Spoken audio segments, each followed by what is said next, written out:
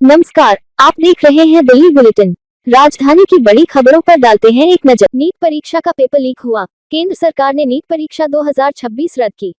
तैयार कर रहे बच्चों को लगा झटका। नीट परीक्षा 2026 रद्द होने के बाद आम आदमी पार्टी ने केंद्र सरकार पर निशाना साधा है। पार्टी के राष्ट्रीय संयोजक अरविंद केजरीवाल ने आरोप लगाया कि राजनीतिक संरक्षण और मिलीभगत के कारण बार बार नीट के पेपर लीक हो रहे हैं। उन्होंने कहा कि 2017, 2021, 2024 के बाद अब 2026 में भी पेपर लीक हुआ है, लेकिन अब तक किसी भी आरोपी को सख्त सजा नहीं मिली। राजधानी में भवन निर्माण की मंजूरी लेने की प्रक्रिया अब पहले से ज्यादा आसान, पारदर्शी और तकनीक आधारित होने जा रही है। दिल्ली डेवलपमेंट अथॉरिटी ने ऑनलाइन बिल्डिंग परमिट सिस्टम के तहत single window clearance system launch किया है। इस नई व्यवस्था के जरिए भवन निर्माण से जुड़ी मंजूरियां, एनओसी और अन्य अनुमतियां अब एक ही डिजिटल प्लेटफॉर्म पर मिल सकेंगी। सीबीआई ने दिल्ली पुलिस के द्वारका जिले में तैनात इंस्पेक्टर सुभाष को कथित भ्रष्टाचार और आय से अधिक संपत्ति मामले में गिरफ्तार किया है। जांच में आरोपी के पास करीब 100 करोड़ रुपए की संपत्ति मिलने की बात सामने आई है। अब दिल्ली पुलिस महकमे में ये चर्चा तेज हो गई है कि आखिर एक इंस्पेक्टर ने इतनी बड़ी संपत्ति कैसे जुटाई। जांच एजेंसियां उन अधिकारियों और संपर्कों की भी पड़ताल कर रही हैं, जिनके संरक्षण में यह नेटवर्क फलता फूलता रहा। अंतर्राष्ट्रीय नर्स दिवस की पूर्व संध्या पर मुख्यमंत्री रेखा गुप्ता ने सोमवार को लोकनायक जयप्रकाश नारायण हॉस्पिटल का औचक निरीक्षण कर नर्सिंग स्टाफ का हौसला बढ़ाया। मुख्यमंत्री ने विभिन्न वार्डों में जाकर नर्सों से बातचीत की और उन्हें फूल भेंट कर सम्मानित किया। उन्होंने कहा कि नर्सिंग केवल पेशा नहीं, बल्कि मानवता की सेवा है। मुख्यमंत्री ने बताया कि सरकार ने नर्सिंग इंटर्न्स के स्टाइपेंड में 27 गुना वृद्धि की है और स्वास्थ्य सेवाओं को मजबूत करने के लिए नई नियुक्तियां भी की गई हैं। आम आदमी पार्टी के राष्ट्रीय संयोजक अरविंद केजरीवाल ने केंद्र सरकार से देश की आर्थिक स्थिति पर स्पष्ट जानकारी देने की मांग की है।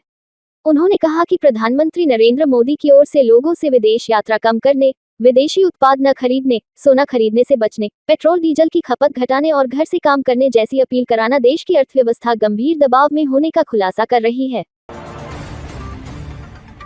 प्रदेश कांग्रेस के अध्यक्ष देवेंद्र यादव ने राजधानी में बढ़ते अपराधों को लेकर केंद्र सरकार और दिल्ली पुलिस पर गंभीर सवाल उठाए हैं।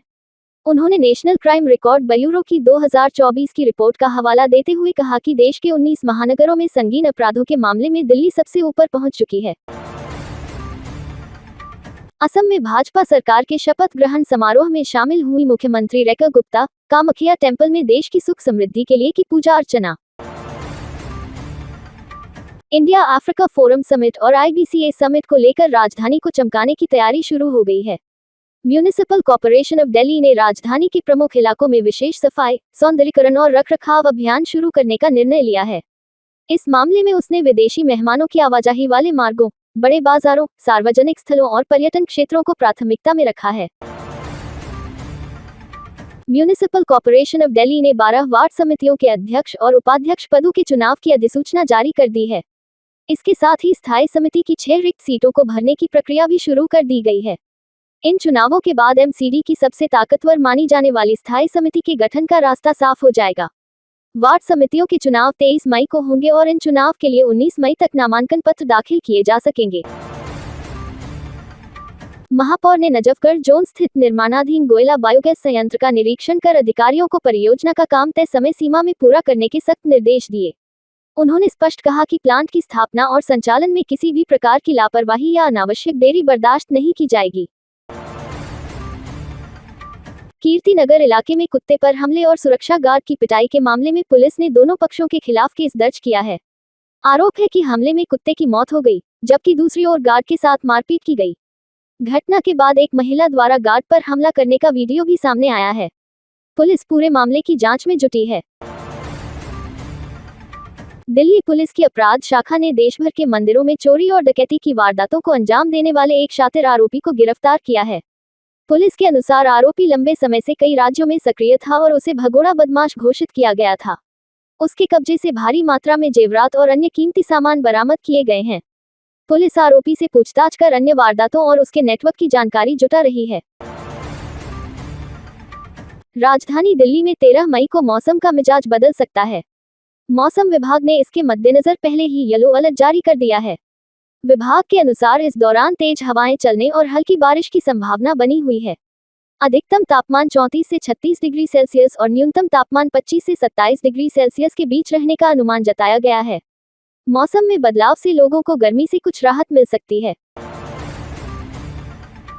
राजधानी दिल्ली की वायु गुणवत्ता में हल्का सुधार दर्ज किया गया है। केंद्रीय प्रदूषण नियंत्रण बोर्ड के अनुसार सोमवार को राजधानी का औसत वायु गुणवत्ता सूचकांक 159 दर्ज किया गया, जो मध्यम श्रेणी में आता है। हालांकि कई इलाकों में AQI अब भी 300 के पार बना हुआ है। विशेषज्ञों का कहना है कि मौसम में बदलाव और तेज हवाओं के कारण प्रदूषण स्तर में अस्थायी राहत मिली है। जानकारियाँ देखना चाहते हैं तो हमारे चैनल को लाइक करें, शेयर करें और सब्सक्राइब करना बिल्कुल न भूलें। साथ ही बेल आइकन जरूर दबाएं ताकि हर नई वीडियो की नोटिफिकेशन आपको सबसे पहले मिल सके।